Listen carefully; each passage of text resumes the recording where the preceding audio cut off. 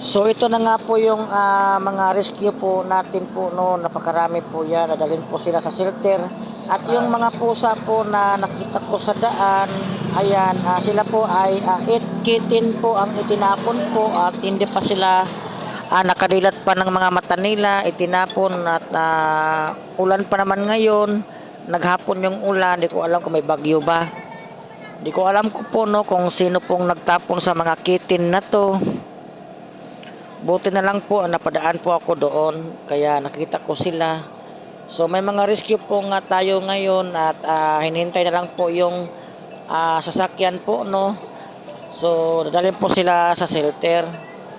So yung mga aso na yan, mga tuta, ano yata yan, mga nasa 10 puppies at 1 dog at mga pusa din mamaliit, ayan, napakarami yan.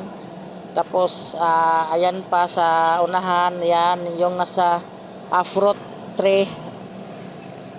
Diyan po nilagay yung iba. So diyan ko po sa nakita yung mga pusang maliliit po, no. Ayan, malakas ng ulan. Malamang gutom na yan sila. Di ko po alam kung sino pong nagtapon sa kanila, basta nakita ko lang sila diyan na nadaanan ko. Kaya agad ko silang kinuha. Kasi nga po mayroon po ngayon kaming rescue. Hinintay na lang po ang sasakyan. Ayan po, wala pa silang mga mata.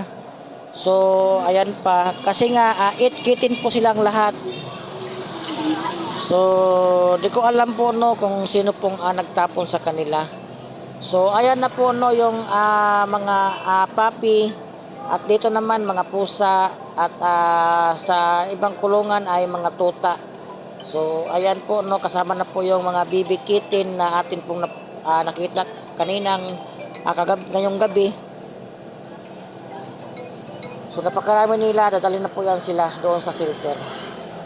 So wag po kayong magkalala po, no, kasi ang shelter naman po ay mabait naman po sila, mapag-alaga po sa mga aso at pusa. Dadalhin po sila sa sanctuary po, no.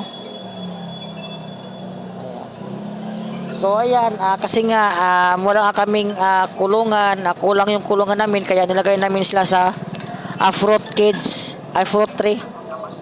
Ayan. So yung mga maliliit po na mga kuting ay nilagay po sa fruit tray. Yung iba namang malalaki ay nilagay po sa kulungan. Yang nasa kulay blue